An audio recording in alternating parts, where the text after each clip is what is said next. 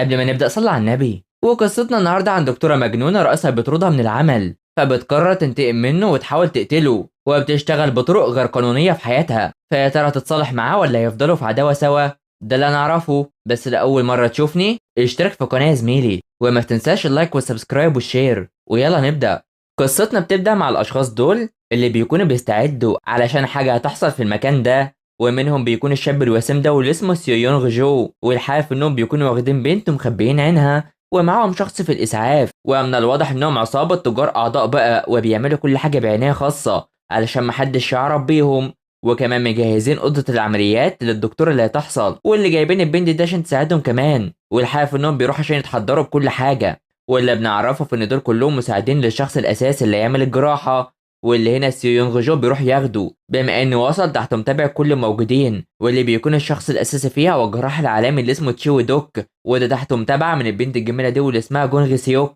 واللي بتبدا قصتنا بيها علشان بنعرف ان سيوك هي جراحه بتشتغل في الحاجات الممنوعه اصلا، واللي هنا بتروح تعمل الجراحه دي. بس في اشخاص من العصابه بيعملوا غلط، وبيخلي سيوك تتضايق جدا ومش بتكمل غير لما يمشوا. في المقابل بيكون الشخص ده شغال واللي اسمه تشودوك، بس بنروح تاني لسيوك اللي بتخلي هان يروح يفوق المرضى اللي شغالين عليه علشان يشوفوا الاستجابه بتاعته، وبيحضروا لده بالفعل وبيخليه يفتح على طول. وبتروح تتكلم معاه وهي شغاله في الجراحه، وبتعرف انه مطلوب له الشرطه، وبتكون بتشوف استجابته لحاجات كتيره وللاعصاب المسؤول عن التذكر، وبتعمل الجراحه بتاعتها دي. فعلا بيخلص الجراحه بتاعته بعد تعب كبير بما انه بيعتبر افضل جراح اعصاب في العالم كله. ومساعد هيونغ بيطمن عليه علشان هو اكيد تعبان، وفجاه بيجي له المحقق ده واللي بيكون شاف الجراحه اللي مع الشخص اللي مسكوه، واللي يكونوا مصورين الجراحة خاصة بالأعصاب اللي بتحصل، وبيخلي تشو يتأكد منها. وبالفعل بيروح يشوف العمليات الغير قانونية دي، ومش معاهم غير الفيديو اللي قرب من الساعة. وسو بيعرفوا انهم صعب يعرفوا نوع العمليات دي، وان العمليات دي مش اي حد يعمله، فاكيد المريض ده مات. وبيقرر يبعت لهم الفيديو بالكامل احسن عشان يقرروا. فسيو بيتكلم معاه في ان الفيديو باين عليه في ان ايد بنت، وممكن تكون دي هي سيوك، بس بيرفض يتكلم عنها خالص، ومن الواضح ان في عداوة بينهم اصلا. المهم انه بيروح يتكلم مع را وبيعرفها عن مين اللي بيشتغل سمسار عمليات غير قانونيه، وعايزها تدور عليه وهتعرف المعلومات عنه بعد وقت قليل. بما ان الموضوع شغل تفكيره كده، فبنروح لجونغ سيوك وهي نايمه ومرتاحه، وخصوصا في المكان اللي عامله في الجراحه. بس بتفوق هي ومساعدها سيو، وهي بتروح تركز فيه وبتفحص الجرح اللي في راسه، وبتعرفه ان لولا ما هي عملت ليه الجراحه كان هيبقى ميت دلوقتي. فبتروح تمشي وبيفوق على طول، وبتروح لكيم اللي عملوا ليه الجراحه، وبتعرف التقارير اللي حصلت ليه، وبيشكرها على انها عملت ليه الجراحه بنجاح وخلته عايش لغايه دلوقتي بما انه زعيمهم. فانا بارك بتكون بتشوف المال اللي خدته منهم، وبتتضايق عشان عاطين ليها 5 ملايين وين بس، لان العصابه بيكونوا رايحين ياكلوا. بس بتكون اوك عايزه تروح تاكل طعامها المفضل اللي هتجيبه من بعيد، وبتضايق يونغ جدا. فانا بركه بتروح لها وبتكون عارفه بيها، وبتستغرب انها عارفاها اصلا. بس بتقول في الناس سمعت اللي حصل بينها وبين تشو دوك، وانه ضربها بتفكرها بالماضي. وبتروح تتكلم مع يو علشان لازم يخلي بالهم من الست اللي شغاله معاهم دي، وعشان كده بيعرفوا ان عندها اسرار كتيره برضه علشان يسلكها كان وحش جدا، وده خلاها تطرد. وشايفين في انها كانت شريره علشان وقت ما كانت في دار المسنين كانت بتديهم العلاج الغلط، واللي بتروح تعمل ده مع زعيمهم اصلا. فبتروح تشوف انها شغاله في صيدليه، واللي هي بتدرع حاليا، وبتكون فضولية وعايزة تعرف هي لسه هتواصل مع تشيو ولا لا. وعشان كده بتروح بتعرف ان اديته منوم علشان ده المكان الوحيد اللي تعرف تتكلم معاها براحتها، وعايزة تعرف هي بتاخد كام باللي بتعمله ده، خصوصا انها بتاخد 5 ملايين بس، واكيد هي بتاخد اكتر منها بكتير رغم انها ما عندهاش رخصة. وده على عكسها، فاللي بتاخد اقل منها بقى، وبتهددها في انها بتعمل ده بطرق غير قانونيه، وبتفكر في انها عايزه منها 3 ملايين بشكل شهري، وتكون شركتها وده اللي بتوافق علشان هي كانت عايزه مساعده. بس بارك بترفض انها تشتغل في اوضه العمليات، وهتدفع لها مقابل انها مش هتعرف اي حد عنها، وده اللي بتخلي سيوك تفكر فيها علشان لازم تحافظ على سلامتها فعلا. وبتقرر تاخد رقم حساب البنك بتاعها. فبنروح راوية مع تشوي ورايحين المكان الغريب ده، بس ده عشان هتقابل رئيس العصابة من واللي بيعمل حاجات غير قانونية، وشايف انها وصلت ليه بسرعة كبيرة، وبيروح يتعرف بتشوي وبيوري له الفيديو اللي موجود في العمليات، وان الفيديو وصل له من صحابه في الصين، بس الدكتورة كانت كورية، وده في الربيع اللي فات علشان ده كان جراحة، وان مش معاه الفيديو اللي بيظهر في الدكتورة اللي فيه، وعاوز يعرف اذا كانت العملية نجحت فعلا ولا لا، علشان العملية صعبة جدا وان في اجزاء من الدماغ صعب اي حد يوصل ليها. وفجأة بيحصل طنين في دماغه وبيتعب جدا وبيقرر يمشي على طول، فبيروح يتكلم معاه وبيكون عاوز يعرف مين اللي عمل الجراحة دي، بس في الحقيقة انه عارف مين اللي عملت ده، وبتعرف انها البنت اللي اشتغلت معاهم قبل كده، واللي بتكون هي جيونغ سيوك، واللي تفضل متابعة بارك لهددتها وانها تنتقم منها اكيد. فتشو بيروح يقابل شورت دونغ واللي عاوز في انه يساعده علشان يعرفوا يلاقي الجراح اللي عمل كده، وفجأة بيتعب بشكل كبير وبيروح لوحده عشان ياخد العلاج ده، واللي بيكون بيأثر على الأعصاب. فبنروح للعصابة اللي بتروح تشيل أدوات واللي بتشرف على كيم اللي عملت العملية، وبتعرفه إنه يكون كويس مع الوقت وخصوصا بعد أسبوع، وبيقرر يروح ويتكلم مع لوحدهم، وبالفعل الكل بيطلع وبيشكرها كتير على الجراحة، وبيعرفها في إنها تبقى تطلب منه مساعدة في أي وقت هي محتاجاه، وبتعرفوا انهم لازم يحلوا مشاكلهم دي فعلا، وبيروح ياخدوه عن طريق هان اللي يروح معاه ويبقى يطمنها فعلا. فبيمشوا تحت انظار من سيوك وباقي الفريق وخصوصا بارك اللي عايزه تمشي، وده بعد ما ينظفوا المكان وعايزه انها تركب معاه العربيه، وبتكون بتحاول تسيطر عليها كده، وسيو متابعها وعارف انها كده تعمل حاجه. فبارك بتروح تتكلم مع سيو وبتعرفه انه مساعدها وعايز تعرف عنه اي حاجه، بس بيرفض يعرفها طبعا، وبتهدده بانها تعرف من سيوك لغايه ما بيتضايق عليها، وبتروح تشوف ان المياه بتاعتها اختفت، بس بتلاقيها وبتروح تشرب منها جدا. فسيو بيروح بيلاقي في ان جونغ سيوك مركزه كده، وبتروح بتخليه ما يهزش ده علشان لازم يتعاملوا معاه كويس، وبتمشيه على طول وبتحذره في ان ما يفتحش الصندوق ده خالص، وبتمشيه على طول. فهنا بتروح تمشي الكل وبتخلي المساعد ده يرتاح ويبقوا يحرقوا الحاجات الباقيه الصبح، وده احسن من مطر، وبيكون مش فاضل غيرها. وطبعا بتفكر في حاجه، والحاف ان المياه اللي بارك شربتها دي بتكون فيها مخدر واللي حطها هي سيوك. فسيو بيكون ماشي وبيفكر في الصندوق اللي معاه وبيقرر يقف ويشوف اللي فيه، بس مش بيلاقي اي حاجه خالص، وبيعرف ان سيوك بتخطط لحاجه هتعملها الفتره دي، وبيقرر يرجع لها تاني بسرعه. فهنا بارك بتفوق ومش عارفه ايه اللي حصل لها، وبتقوم على طول وبتدور على شنطتها بس مش بتلاقيها علشان هي مش مركزه خالص، وعشان كده بتدور في كل مكان، والحاف ان سيو بيكون بيرن عليها بس مش بترد. فبارك بتكون بتدور في المكان بس مش بتلاقي اي حد خالص غير مكان العمليه اللي بتلاقي شنطتها فيه، وبتروح تشوف المال اللي خايف عليه طبعا، وبتروح تعد وهي فرحانه بس بتتخانق على طول. فهنا جونغ سيوك بتكون هي اللي عملت كده، وبتحاول في انها تخنقها علشان بتحاول تهددها، وبكده هي تدمرها كليا، وبتفضل تخنق فيها بشكل كبير لغايه ما بتموت في ايدها. وطبعا ده مش غريب على واحده زي سيوك بتعمل عمليات غير قانونية يعني. فسيو بيروح جري ليها وبتشوف انه رجع بسرعة علشان هي بعتته علشان المكان يفضى اصلا، وبتروح له على طول وبيكون مرعوب منها انها كده. فبيعدي اليوم مع سيو اللي بيوصل للمكان ده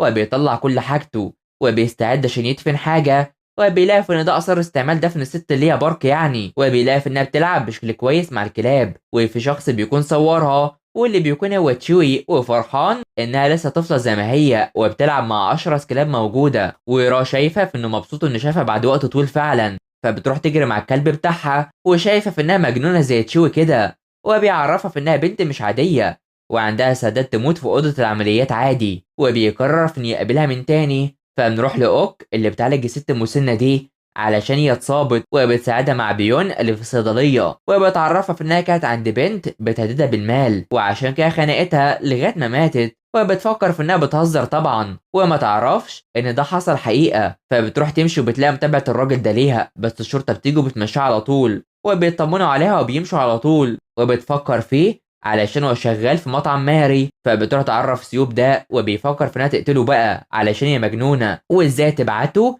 وتقتل الممرضة دي، وبتقول في انها عملت كده بدل ما تفضحها وعايزة تبطل تقتل الناس كده عادي، وبيتصدم من جنونها. وفجأة تشو بيرن عليها وبيقرر يروح ليها وبيخليها مصدومة جدا، فبتفتكر وقت ما كانت معاه في أوضة العمليات وبيقرر يخرجها بالعافية، بس بترفض وبتكون بتكرهه جدا أصلا، وبيهدوه على قد ما تقدر، بس بتروح له وهي متعصبة جدا وبتقرر في انها تخنق فيه بشكل كبير، وبيروح يلحقوها وده بيعصبه، وبيقرر في انه يضربها بالقلم علشان تفوق من اللي عملته ده، وانها ازاي تخنقه عشان ترضى من العمليات وان دي مشكلتها، وبيفضل يضرب فيها اكتر علشان هي لسه متعصبه، وبيمنعها انها تدخل اوضه العمليات علشان ده المكان اللي هي بتحبه على طول، وبيمنعها من اي مكان بتحبه تكون فيه، وبيمشي وهو السبب اللي خلاها تروح في الحاجات الغير قانونيه دي، خصوصا انها اتاسفت ليه في اوقات كتيره حتى في المطر والجو الصعب ده، بس ما صعبتش عليه خالص وقرر يتجاهلها، ودي الحاجة اللي ربط الكره تجاهه، واسلوبها وحياتها اتغيروا من الوقت ده بشكل كبير، وفضلت تلوم نفسها وحظها اللي حصل لها ده. فبنيجي للوقت الحالي مع تشوي اللي بيكون رايح ليها تحت متابعة من سيوك اللي بتكون مش طايقاه خالص وبتمشي سيو بعيد، فبيروح يدخل عشان يتكلم معاها في بيتها، وبيعرفها في انها شافت المؤتمر على النت، وبيعرفها في انه يسلم المناصب للاشخاص التانيين وعايزاه يتكلم على طول، وبيوريها الفيديو ده واللي بيكون خاص بيها، وبيعرفها ان مهاراتها اتطورت كتير عن الاول، بس بتكون لسه مش طايقاه خالص. فهنا بتروح تقطع ده، وده الصوت اللي بيأثر في تشو بشكل كبير وبتخليه ياكل، وبيعرفها في انه تعبان علشان اكتشف ورم في الدماغ وان ده في مكان حساس، وبتقول اللي شغالين معاه يعملوه، بس بيعرفها في انهم مش هيعرفوا يعملوا ده، وعاوزها تروح وتعمل له الجراحه دي اصلا، وانه هيلاقي لها مكان مخصص ليها، بس بتضحك عليه علشان هي ما عندهاش رخصه، خصوصا ان الشرطه بتدور عليها، وانها تعمل ده عشان هي شغاله بشكل غير قانوني ولازم تعمل ده فعلا، بس هي شايفه في انه لسه وراها عشان يدمرها زي ما عمل معاها زمان، وبتهدده في انه يقطع ايدها علشان يخليها عاجزه بقى، بما انه بيكرهها للدرجه دي، بس بيمشي على طول وبيكون تعبان بشكل كبير ومش قادر يمشي غير بالعلاج بتاعه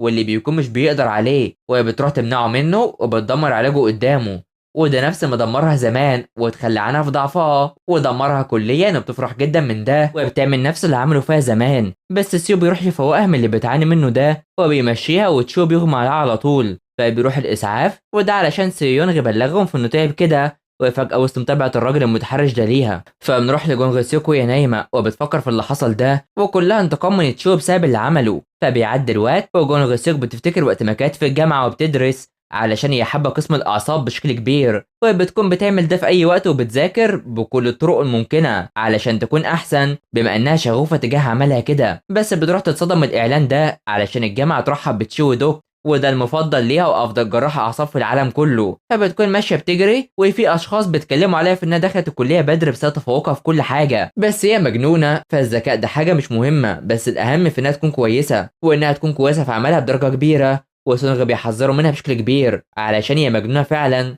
ولما بيوصلوا يسوع بترحب بيه وبتكون حابه تواجده ده جدا، فانا بتروح لتشو وبترحب بيه وشايف ان هي دي البنت المجنونه المتفوقه اللي بتكلم عليها، وعشان كده بيروح يعرفها في انها مش حابه تنام عشان هي عايزه تشتغل حتى وقت اجازتها، وبتخليه مستغرب، بس بيكون مش عارف هي جت ليه من غير حتى ما يعرفوا بعض، وده علشان هي جت توريه الامتحان بتاعهم واللي بيتكلم عن الاعصاب، وبيروح يشوف كل حاجه وهي حرفيا عندها فرط حركه، وبتعرفه ان سونغ اتكلم عليها وحش اكيد، بس هي مش كده علشان هما بس مش متوافقين مش اكتر، وبتعرفوا ان سونغ كان تلميذ عنده زيها كده علشان هي كانت بتستناه وقت طويل وبتقرا كل ابحاثه علشان تتعلم منها كتير، وشايفه في ان كل اللي بيكتبه مثالي وبتخليه مستغرب فعلا، فبتروح تشوف الامتحان وبتفرح علشان هو اكد على كلامها اللي قالته، فبتروح البيت، وفي الحاجه جونغ سيوك بتكون مهووسه بطب جراحه الاعصاب وفرحانه بالامتحان اللي سيوك اداها العلامه الكامله فيه، وفرحانه ومش بتنام خالص للدرجه اللي بتروح له وهي بتجري في المطر ومتغرقه كده، فبتعرفه انها عايزه تتعلم منه كل حاجه وعارفها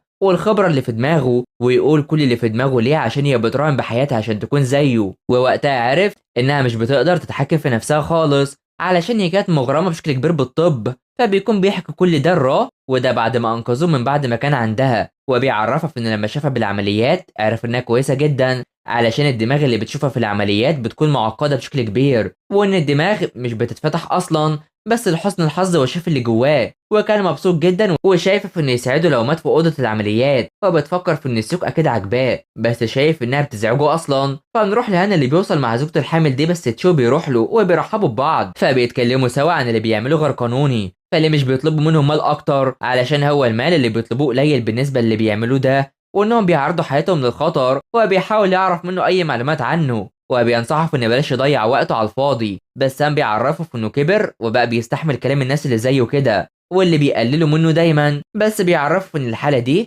المفروض ما يجيش اللي زيهم ويعملها بنفسه، بس شايف انه مش هيعرف يعمل ده خالص، والحاف انه بيروح علشان يحاول يقنع سيوك عشان تعملها بس بترفض، وعندها الموت افضل ليه علشان هي رفضت، فاللي بيحاول يضغط عليها من تاني وعاوزها انها باش تضيع موهبتها كده علشان لو عملت الجراحه فيكلم الاشخاص عشان يرجع لها رخصتها الطبيه، بس هي بترفض علشان حتى لو رجعت فهتفتح عياده اقل ومش هتساعد الناس برضه، والحاف انها راضيه بحياتها كده خلاص، فبيعدي الوقت وبتروح عشان تتخلص من كل الاوراق بتاعتها دي، وبتخلي سيو يساعدها ومش بتسمع عليه خالص، وهي بتروح عشان تحرق كل الاوراق والابحاث بتاعتها دي بما انها كانت في قسم الجراحه مع تشوي، وهي بتحرق كل حاجه اتمسكت بيها. بس سيو بيروح يجيب الباقي بيروح يلمهم كل شويه، بس بيلاقي في انها واخده امتياز، وده بخط تشوي اللي كان بيدعمها على طول، وبيتصدم وفجاه الورق كله بيطير وبيروح على النار عشان يتحرق. فبيعدي اليوم على الحريق اللي حصل ده، ولا ما عادش فاضل منه حاجه خالص، وخصوصا صورتها مع تشوي. فبتكون في الصيدليه بتاعتها وحزينه، بس المتحرش بيروح ليها وعايز يعرف ايه اللي حصل للراجل اللي اغمى عليه قدامه،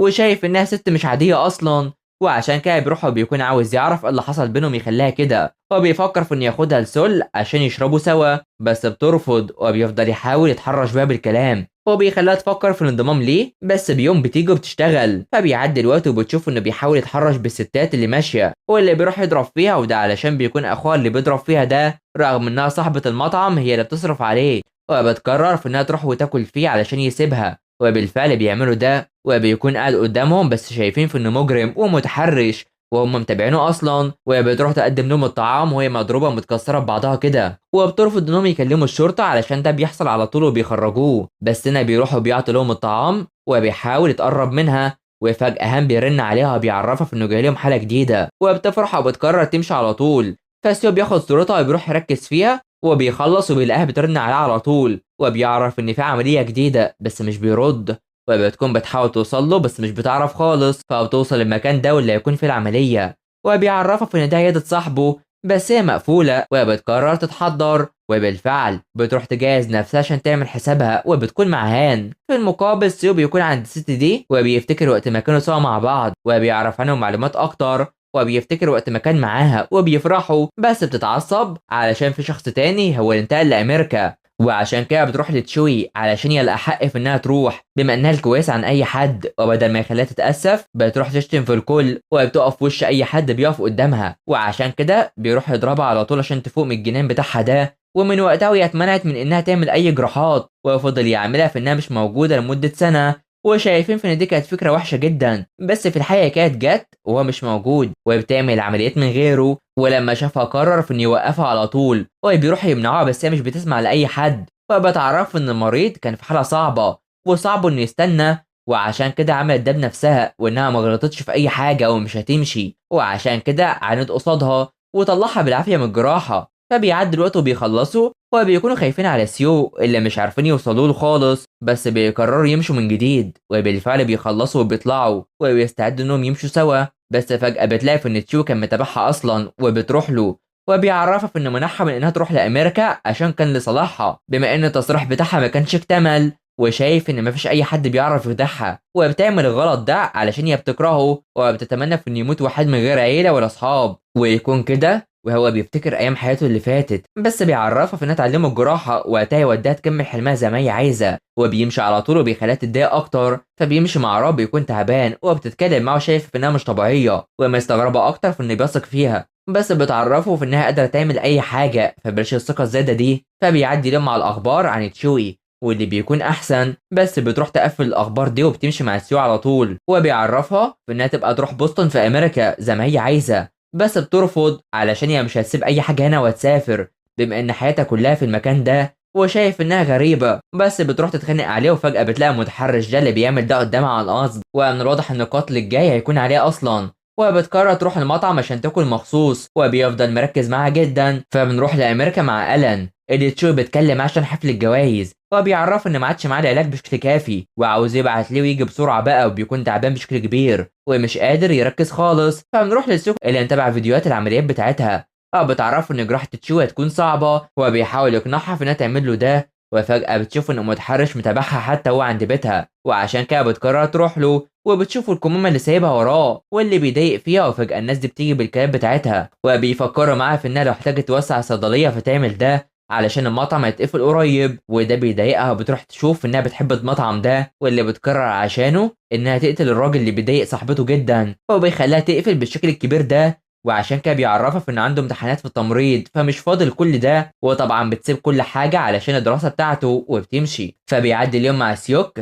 اللي بتكون في المطعم وشايفاها وهي مضروبه، وشايفه متحرش وهو مش في رجله تتبع، وبتفرح وبتقرر في انها تبدا في قتله بقى، فبتطلع بيروح يودي لها المظله بتاعتها وبيعرض عليها في انها تخرج معاه ويشربوا علشان هم لايقين على بعض، وبتقرر في انها تبقى تقابله بكره وبيفرح جدا. بس بيعدي اليوم وبتروح تحضر المشروب بتاعها اللي هتخدروا بيه، واللي هنا بتروح تاخده في عربيتها كمان، وده هم رايحين وتخليه نشرب المشروب ده. ولما بيوصلوا بيكون فرحان جدا وبتخليه يحضر مكان موته بنفسه حرفيا، وبيبان في انه تعبان وبتتحضر معاه عشان يموت بقى، وبتكون مبسوطه باللي هتعمله، فهو بيغمى عليه على طول، فبتروح تفوقه وبيفتح هو متكتف كده ومربوط وبتجري على طول وبتضحك عليه وبتسكته. بس بتروح تذبحه على طول وبتفرح هو بيموت قدامها كده عادي، وحرفيا بيكون الراجل بيموت وبيتصفى. فبنروح للسيو اللي بيجيله فون وهو بيذاكر من سيوك، وبتكون ماشيه وبتعرفه في انها قتلت الراجل ده وبتضايقه، بس بتكون رايحه عشان تتخلص من جثته دي بقى. فبيروح يجيب الادوات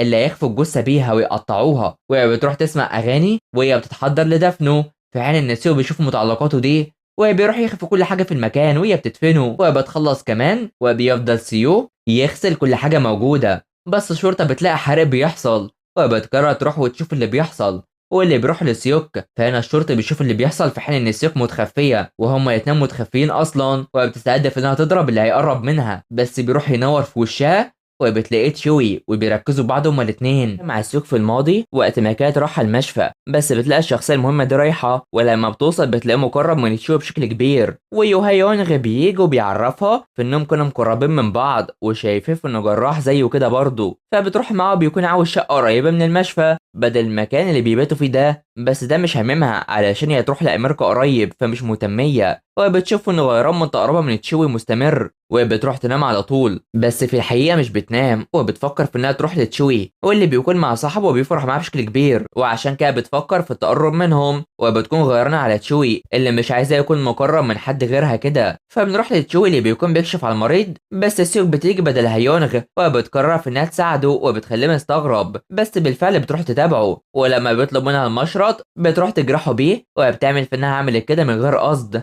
بس هو بيكون فاهمها اصلا، والحاف انه بيكون اتصاب جدا وبيروح يعالج نفسه، وبتعرفه انها هتهتم بالجراحه من دلوقتي، واللي هنا بتقرر تبدا على طول وعملت كل ده عشان تشتغل بداله. ووقتها تشودوك فكر فيها وفي اللي عملته وعاوز يعرف ازاي يكون ده خطأ جراحي، وبتضحك عليه وشايف انهم متشابهين زي بعض، وبتعرفه في انه بيبعدها علشان لو عمل اي خطأ محدش هيلاحظه غيرها، وبتحاول تسيطر عليه وبتعرفه في انه قل كتير من اللي هيعمله وبيمشي، وبيرفض في انها تروح معاه اصلا. فبنيجي الوقت ما شافه وشافت في ان ده من الشرطه، وبتتصدم بشكل كبير وبيركزوا في بعض وبتمشي على طول، فبتروح عشان تدفن الجثه دي اللي قتلتها للشخص المتحرش، وبينور لها ومش عارف هي ليه بتعمل كده كل شويه، وبيفكر في ايه اللي هتعمله لو حد شافها علشان وقتها هي تروح السجن طول حياتها، وده مش بيخوفها علشان هي حياتها خلصت من زمان، وعشان كده بيعرفها في ان لسه عندها فرصه وممكن تسافر لو سمع كلامه، بس بترفض في انها تساعده حتى لو هيموت قدامها عادي، وبتزعق فيه علشان هو لو كان عايز يبلغ الشرطه كان عمل كده من زمان، وشايفه في انه محتاجها، وعشان كده بيعرفها في انها ظهرت فجاه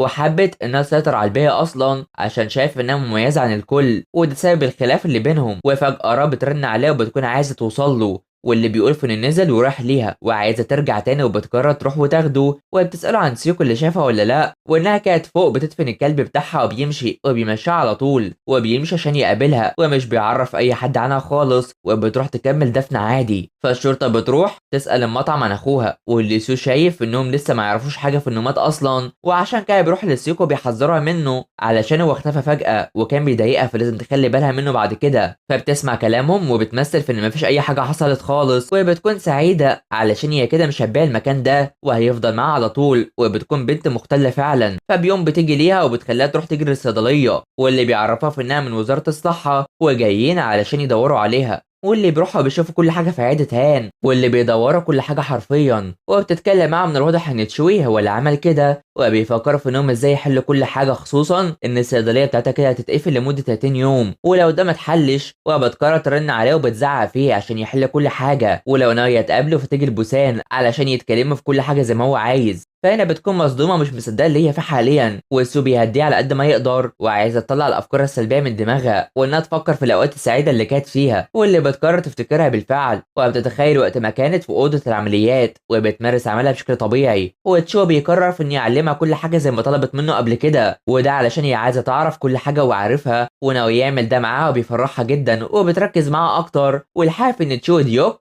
بيكون في المؤتمر الخاص بالطب واللي بتكون سيوك راحت لهناك عشان تشوفه وهي متخفيه كده وشايفه في ان سيو يعتبر ملكها اصلا وبتمشيها على طول، فبتروح تتابع الاشخاص اللي كانوا مع تشوي واللي بيروح الحمام وبيتكلموا على اللي بيحصل وان مفيش دكتور مساهم في الطب ويعرف يخاطر كده زي تشوي، واللي بتكون متابعه كلامه ما هي سيوك طبعا، فبتروح تشوف الاخبار اللي حصلت وبتقرر في انها مش هتروح له علشان اتضايقت لما شافته غيرانه وحقود عليه علشان ازاي يشوف نفسه في ان الاحسن كده، وبتروح تزعق فيه وبينام على طول. فبيعدي الوقت وبتروح تطلع من الاوضه وبتقرر تمشي وسو نايم من غير ما يحس بيها، وبتقرر تروح للست اليابانية دي واللي مشهورة علشان ده المؤتمر خاص بيها أصلا، وفجأة هي بتروح لها بتفكرها بنفسها علشان هي كانت اتقابلت مرة واحدة قبل كده وقت ما كانت مع تشوي، وبتروح عشان توري العمليات اللي حصلت واللي كانت صعبة جدا، وخصوصا إن ابنها نفس المرض اللي بيعاني منه وعنده ورم في الدماغ بس برضه عنده الهوموفيليا، وده اللي وقت العملية الدم مش بيقف عن النزيف خالص، واللي معنى ان في شخص بيعمل ده فهو بيعرض نفسه للمخاطرة الكبيرة، اما مفيش حد راضي يعملها لابنها وبتفكر في اللي هتعمله لو هي اللي عملت الجراحة دي لابنها، وان حتى لو في نزيف فيكون في سباق علشان يخلصوا بسرعة، وبتتحداها في انها تعمل ده بالفعل وبتخليها تفكر وبتروح تشوف المكان كده وبتركز في ابنها وشايفة في ان امه مهتمية جدا بيه، وبتفكر في انها تخلي سيوك تعملها ليه ولا لا، وان في الحقيقة العملية دي هتاخد وقت وبتعرض عليها في انها تنقذ ابنها رغم تخوف امه بان الوقت العادي للعمليه هي 6 ساعات بس هي تخلصها في 4 ساعات بس، ومقابل ده تخيل تشوه بائس بشكل كبير وما تكسبوش في المؤتمر، وده اللي بترفضه اصلا وبتمشي على طول. فبيعدي الوقت وبتروح تقابلها كل شويه بس بترفضها على طول ومش بتقتنع بكلامها خالص علشان هي مش هتقبل بيها، وبتفكرها بانها طالما بتحاول تدمير تشوي على الرغم انه كويس فهي شخص مساوي خالص، وازاي هتامن لابنها معاها كده، وبتمشي وبتخليها مصدومه علشان هي قللت منها، وهيونغي بيشوفها وبيتصدم وبيروح يجري ليها وبيلحقها ومش عارف ايه اللي جابها لهنا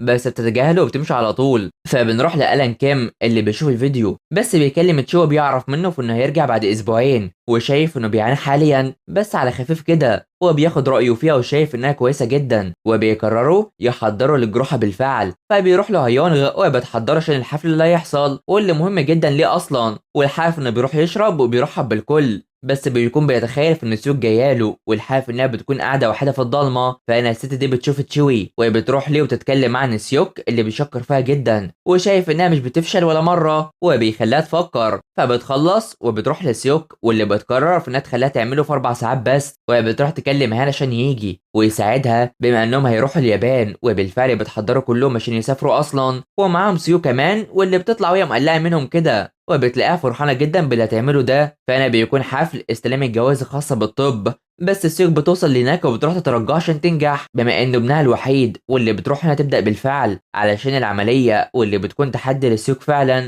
وسط انتظار هارو ليها وهي خايفه على ابنها، بس جونغ سيوك بيبدا معاها نزيف الدم واللي بيكون بينزف، وأمه بتدخل وبتشوف اللي بيحصل وبتترعب من اللي بيحصل ده بس السيوك بتفضل شغاله. فبنجي للفيس بالجوائز واللي مش بيكون تشوي، والكل بيتصدم اللي حصل ده علشان المفروض يكون تشوي بس بيعرف ان في تغيير حصل، وده بفضل هارو اللي بتيجي وبتكون مش طايقاه، وبتعرف ان سيوك هي اللي عملت كده وفازت عليه بالفعل، وده بعد ما عرفت تنقذ ابنها فعلا، فبتمشي وهي مبسوطه جدا، فانا بتروح تقابل كيونغ ابن صاحب تشوي واللي بيعرفها في انهم كانوا كويسين وهيسافروا، بس وقتها كلمه وقال له انه يخلي باله من نفسه، وبعدها اختفى خالص ومش عارف هو فين ومش لاقي نهائي، والحاف ان تشو بيكون بيشرب بشكل كبير وبيكلموا الشرطه علشان يعرفوا يحددوا الفيديو اللي وديهوله وناوي يقابلهم، فبيكون واقف وبيفتكر كلامه معاها وهو اللي خلاها تثق في سيوك اساسا، وبكده نجحت فعلا وبتجيله وهي مبسوطه في انها اتغلبت عليه وبتكون فرحانه بشكل كبير، وبتعرفه في انه قتل صاحبه علشان يخليها تعاني، وبيكون تفكيرها غريب فعلا بس شايف انها مجنونه فعلا وبيمشي على طول، فبيروح لقسم الشرطه علشان يخليه يشوف الفيديو اللي حصل واللي بيكونوا بيحققوا في القضيه الخاصه بالفيديو، وبيدخل المكان اللي كان بيتم فيه العمليه بس تشو بتخيل كل اللي حصل، والمحقق عايز منه ادله علشان يدل على انه حصل فيه عمليه للدماغ، وفجاه بيلاقوا ان في جثه موجوده وبيتصدموا بشكل كبير وبيشوفوا مين الميت ده، واللي بتكون هي بارك اللي بتصدم تشوي جدا،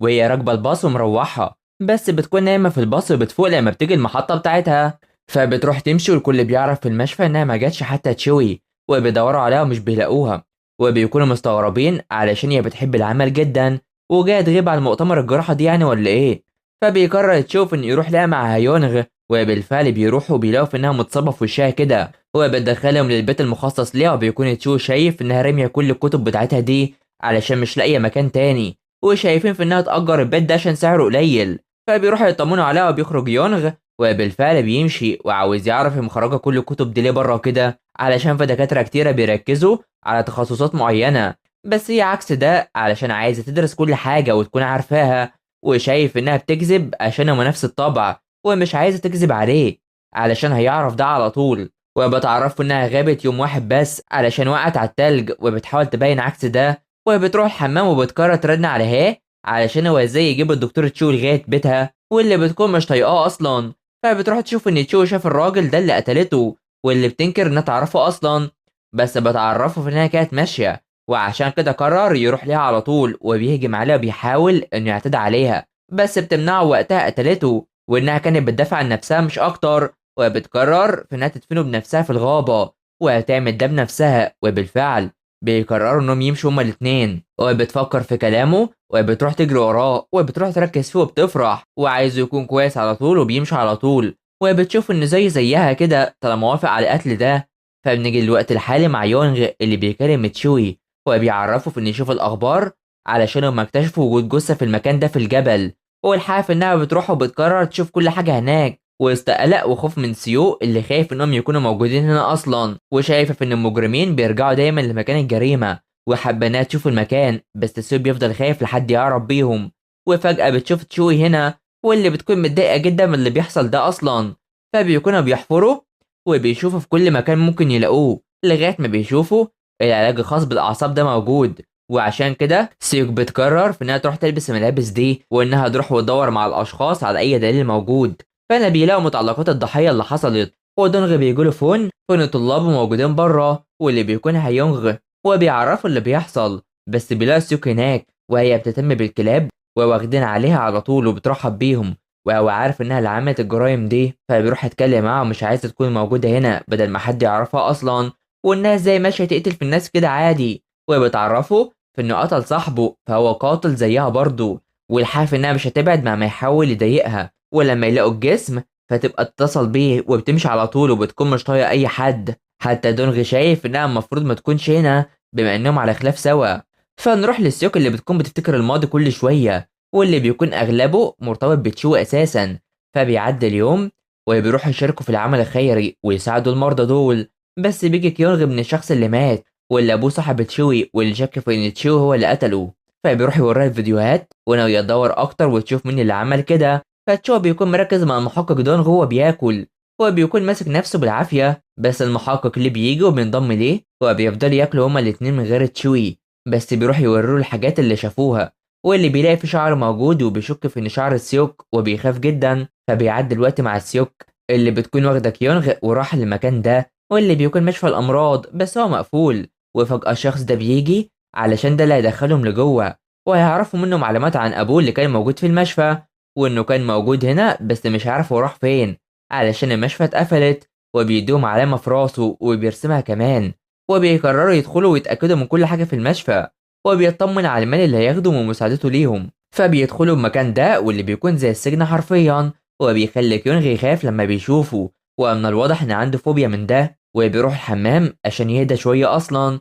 فالسوق بتتكلم معاه في ان كان عنده زائر ولا لا، واللي بيعرفها في ان شبه سيوك، واللي بيكون متابع الجريمه اللي حصلت وشايف ان هو والسيوك مختلفين فعلا مش زي بعض خالص. فبتروح تدور في الوثائق على اي حاجه توصلهم بابوه، واللي بيقولوا بيبان في ان ابوه ما كانش هنا خالص، وبيقرر يتصل بالاداره، واللي عشان يتاكد منه بيكلم الشخص ده واللي كان متابع معاه وتصور معاه، وبيروح يطلب الصوره منه علشان يتاكدوا في ان هو ده فعلا ابوه ولا لا. فالسيوك بتروح له وبيكون مش بيأكد ان تشوي هو الشخص اللي كان بيزوره ولا لا، بس بيكون مش عارف خالص. فنروح لرا اللي تشوي بيرن عليها، وبتكون عرفت منه معلومات علشان يشوفها يقدموا ايه للشرطه، وبيروح يقعد لوحده كده وخايف على السيوك اللي تتمسك وتتسجن من غير ما تعمل له جراحه، اللي متوقف عليها حياته أصلا ومن غيرها هيموت. وبيكون بيعمل كل ده علشان يتقرب من سيوك ويحاول يضمها ليه علشان تشتغل معاه وتعمل له الجراحة وتنقذه من الموت. وبيروح يفتكر وقت ما كانت شغالة معاه وشايف إنها بتشتغل وقت كبير وبتاخد المنشطات عشان تعرف تكمل عمل من غير تعب، بس بتروح تفكر في المخ واللي شايفة إن في مسارات عصبية كتير وعايزة تعرف حاجات أكتر كمان. وبتحزن وعشان كده بيكون عايزة تهتم بصحتها وتنام وتاكل كويس أحسن، وبالفعل بتعمل ده وبتسمع كلامه. فبيكون الراجل بيرن على صاحبه علشان يبعت له صورتهم مع أبوه، وبيكون ماشي بيرفض يخليه يمشي أصلا من غير الصورة علشان ضيع وقته. وبيروح يتخانقوا سوا وبيتصفي إيده، وعشان كده بيكون ناوي يشوف دكتور وما يعرفش إنه دكتور أساسا، بس بتروح تساعده وبتلاقي إنه سرق منه الخاتم اللي كان لابسه ده ويطلعه منه بالعافية وقت ما كان مغمى عليه. بس ابنه بيجي وبيشوف الخاتم معاه وبيقرر يجري وراه علشان يشوف وبيحاول في انه يقتله، وبيتخانقوا سوا وبيفضل يتخانقوا سوا ومش بيسمع كلام السيوك في انه يتوقف خالص علشان كده يتأذوا هما الاتنين. بس فجأة هما بيتخانقوا بيقعوا من على الجبل هما الاتنين تحت متابعة من سيوك، وبتلاقي في ان هما الاتنين وقعوا وماتوا فعلا وبتتصدم جدا. فبنروح لتشوي اللي بيروح يعمل أشعة في حين ان الراجل اللي معاه الخاتم بيموت، والسيوك بتروح تركز فيه وبتلاقي في ان كيونغ دخل في غيبوبة وهيفضل فيها فترة كبيرة، وده بسبب غبائه علشان بيندفع من غير تفكير ومش عارفة تتصرف ازاي علشان هي متعصبة بسبب كيونغ اللي دمر كل حاجة، خصوصا انها كانت عايزة توصل اللي قتل ابوه واللي شك في ان تشوي، وبتكون عايزة تمسك على اي حاجة علشان تلاقي نفسها احسن منه، وبتاخد الخاتم وبتمشي تجري في حين ان تشوي بيروح يشوف الاشعة بتاعته. بس سوك بتروح له وهي متضايقة على الاخر لغاية ما بيروح بيلاقيها في مكتبه اصلا ومش عايزة تكون معاه وتطلع، فبتديله خاتم وعايزة تعرف اللي عمله في صاحبه وبتصرف ان هو اللي قتله وبتتضايق وعايزاه يقول لها الحقيقة، وهي هترحب بده وتتقبله ومش مصدقة في انه ما يكونش قاتل فعلا. هو بيجي ماشي بتعرفه في انه كان منافق معاها وحاول يدمرها من زمان بس مش بيعبرها وبيمشي على طول، فبيكون ماشي وبيزود السرعة وده بسبب انه متضايق جدا بسبب اللي حصل مع سيوك. وبيروح البيت بيلاقي مساعده هناك وبيجهز للطعام وبيمثل في انه في الحمام وبيخليه يتابعه ويمشي، وفي وسط ما هو ماشي بيكون متابعه والحاف انه بيكون متابعه اصلا وهو ماشي علشان يعرف يتصرف على طبيعته كتير. وبيروح المخزن بتاعه واللي بيكون معاه العربية الخاصة بصاحبه دي واللي كان مشهور بقى من زمان، فبيفتكر وقت ما كان معاه وركب العربية دي سوا وقرر يمشي بيها وبيروح يمشي بيها حاليا. فبيروح ليونغ واللي قابله في المكان الغريب ده وبيمشوا بيعرفوا اللي بيحصل في الشرطة وبيتكلم معاه عن سيوك وانها ازاي بتربي كلاب مقاتلة كده، والحافظ انه بيكون اداله حاجة تأثر عليه وبيكون فعلا هو اللي عرف يقتل صاحبه، وبيروح يعمل ده في المحقق اللي بيكون هيوصل لسيوك وبيمشي على طول. ومن الواضح ان تشوي بيركب العربية دي كل ما يجي يقتل حد، ومن الواضح اكتر انه قاتل زي ما سيوك فعلا مفكراه مع تشوي اللي بيفتكر وقت ما هدد صاحبه وانه يكلم ابنه ويطمنه في انه يكون بخير ويركز على حياته، ولما بيخلص بيروح يقتله على طول وبيخليه يمشي بنفسه وبيطلعه على طول. فبيروح يوري خاتم لراه وعاوز منها تفسير، فبتعرف انها كانت عاوزه تشتري اراضي وعشان كده اختارت ده وده اللي صاحبه اللي مات فيها ووقع، وانها شافته هو بيقتله علشان حاولت وقتها في انها تنقذ حياته وعرفت تنقذه علشان هو كان بيعاني من اضرار دماغيه، بس توفق قبل 3 شهور من اللي حصل له ده، وبتخليه يروح يشوف الخاتم بتاعه وبيفتكر كلام سيوك في انهم شبه بعض في كل حاجه. فهنا سيوك بتقرر تصطاد الخنازير دي وهي الكلاب بتاعتها لشكل كبير علشان هي بتصطادهم ومش بتاكل لمده يومين، وبتعرف تتعرف سيو هي بتعمل كده لا اصلا، وهي بتروح بتحاول تصطاد اكتر من واحد وهي بتحاول تخرج غضبها اللي حصل مع تشو بتكون متضايقه، فتشو بيشوف اصابه كيونغ واللي بتكون صعبه في انه يعيش اصلا، فبتروح تتكلم مع هان عن ان كيونغ هاجمه علشان هو كان بيكذب عليه بامر موت ابوه، وبتقرر تروح عشان تزور كيونغ بس بتتصدم ان تشو هناك وبتتضايق جدا، فبتروح وعايزه تعرف إيه اللي جابه ولا يكون يقتل الابن زي الاب كده، بس بينكر ده علشان هي اللي متخصصه في القتل مش هو، وشايف انها مش بتتعلم وشايف انه بيدافع عنها بس في الاخر يعرفوا هويتها، وعارفه انه بيساعدها عشان تعمل الجراحه بتاعته اساسا، وبتطمنه عشان بلاش يقلق خصوصا انه كان معلم كويس ومش عاوزاهم يتقابلوا مره تانية اصلا، وبتفتكر وقت ما قررت تمشي من المشفى وتتخلى عن كل حاجه زي ما بتعمل دلوقتي. فبنروح للمحقق دونغ اللي بيكون بيحاول يوصل لحل القضيه، ولما مش بيعرف يلاقي اي حاجه بيتتبع الكاميرات كمان وبيكونوا شاكين وبيدوروا على مين اللي بيشتغل بشكل غير قانوني ده اصلا، فبيروح يشوف التقارير والفون اللي موجود فيها، وبيرن بيلاقي في ان ده رقم تشوي واللي كان اتكلم معاه قبل ما يموت. فبنروح للكل اللي بيكون بيدور على اللي المسؤول عن القضيه، بس مش عارفين مكانه خالص ومستغربين كتير. فدونغ اللي بياكل بشكل وحش ده بيروح يقابل تشوي واللي بيكون بيساله عن حاجات خاصه بليه،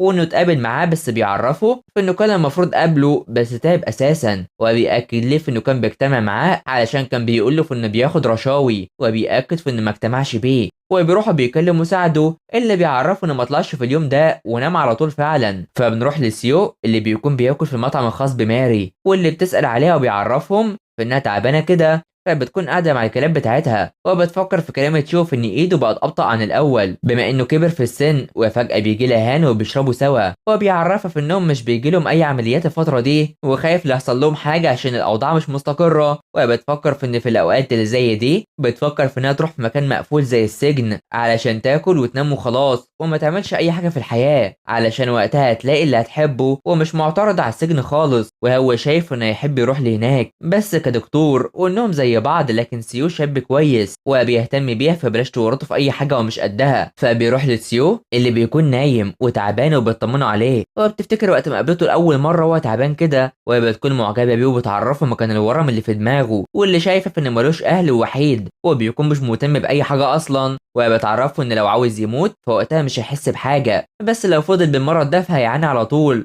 وانه بلاش يخاف من الجراحه علشان حتى لو مات وقتها مش هيحس باي حاجه خالص. وبتقنعه وبتقرر في انها تهتم بيه، وبتروح تعمل له جراحه بالفعل وبيخلصوا رغم انه كان خايف اصلا. وبيشوف نفسه بيلاقي في ان سيوك فرحانه وعايزاه يغني لها الاغنيه اللي وعدها بيها بقى. فسيو بيجي له الشاب ده واللي بيكونوا ناويين يعذبوا فيه، في حين ان سيوك بتكون بتمارس الرياضة وبتروح مش بتلاقي سيو هناك في البيت، وعشان كده بتقرر ترن عليه وبتطمن عليه، وبيعرفها في انه نام في الصيدلية امبارح ومش هيجي عشان هو في الجامعة، وبيقفل معاه على طول. فبتقرر انها تستناه هناك بس مش بتلاقيه خالص، ولا لما بترن عليه بتعرفه في انها في الاكاديميه اساسا، بس في الحقيقه في انه بيكون بيتعذب من العصابه دي واللي عايزين يعرفوا مين اللي قتل بارك، وبيفضل ينكر اي حاجه علشان هما ما قتلوش اي شخص ومش هيعملوا كده، وبيقرر يخليه يتكلم مع سيوك وبيتصدم فانها بتروح تدور عليه في الاماكن اللي قالها عليها بس مش بتلاقيه، ورام تبعاها وبتعرف تشوف ده وبتروح له وبتعرفوا انها هنا عشان هتشوف فيلم وتستمتع بوقتها، وبيروح يتسوقوا وبيجيبوا اللي عايزينه. فالمحقق دونغ بيكون عاوز يوصل لمين اللي شغال بشكل غير قانوني، وبيروح يرن عليه وعاوزهم يتكلموا شويه سوا. فهنا رب بتكلم من وبتخليه يكلم تشوي، وبيعرفوا ان دونغ كلمه وبيشكوا في ان هو اللي سرب رقمه بس بينكر وبيعرفوا في انه ما عملش ده خالص، وبيروح يعرفوا انه بيدور على جيونغ سيوك اللي عاوزها، وبيقرر في انه يقابله وبيمشي على طول، وعشان كده بيخاف وبيروح يرن على دونغ وبيرفض في انه يقابله اصلا، وبيبدا دونغ في انه يشك في تشو كده. فبيوصل للاول وبيروح عشان يتكلم معاه وشايف انه ذكي جدا وخصوصا بسيوك اللي شغاله في السوق السوداء واللي بتعمل عمليات جراحيه، وكل هدف تشوي في انها ما تتأذاش كمان عشان تعرف تنقذه وتعمل له العمليه اساسا. وبيروح يتفق مع مين على اللي هيقوله بجانب سيوك وبيكون بيضايق فيه وبيتخيل في انه يروح ويخلص عليه حرفيا بس بيمسك نفسه على طول. فدونغ بيرن على مين وبيكون متابعه فعلا، فهو بيتكلم وقرر في انه ما يروحش ليه في المكان ده وبيتضايق عليه كتير. فتشو بيقرر يدخل في اتفاق مع مين على انه مش هيقول عنها اي حاجه خالص، ولما بيمشي بيتكلم مع شخص عشان ينفذوا الجراحه الجايه ليهم اصلا. فالسوق بتكون مستنيه سيو بس بيجي لها فون وبيعرفوها مكانه وبيخليها تروح لهناك، واللي بيكون مكان كله عصابه وبيكونوا معذبين سيو، بس انها بتقابل كيم اللي انقذته اصلا وخايف لا يحصل حاجه علشان الشرطه عرفت كل حاجه وانهم اخدوه من سيو فان هو اللي قتلها، بس بيروح يعرفها في انها تخلي مين ما يقولش اي كلمه للشرطه وبيهددوها بده. فبتروح تاخد سيو بتعرفه في انه يروح للفلبين معاه عشان بتفكر في الهروب اصلا علشان ما عادتش عارفه تتحمل اي حاجه خالص، وبيفكرها بكل اللي قالته واللي بيقرر في انه مش هيمشي وراها تاني. وفجأة المطاف والإسعاف بيوصلوا على طول، واللي هنا بتروح بتلاقي في ان البيت بتاعها اتحرق وده المكان اللي فيه الكلاب بتاعتها، وبتروح تشوف ده وبتتصدم علشان هي كده في حاجة بتحبها راحت خلاص. فبنروح لتشوي وهو في العربية دي وبياخد العلاج اللي بيسكن الألم شوية، ورا بتكلمه وبتعرفه اللي حصل وبتفكر معاه ازاي هياخدها. فانا بترن عليه وناويه تعمل له اي حاجه مقابل انه يسيبها، وعشان كده بتقرر تروح له على طول علشان هو تعبان بشكل كبير، واما بيكون مستنيها بتروح تخبط فيه على طول وتفضل تخبط في العربيه بتاعته اكتر من مره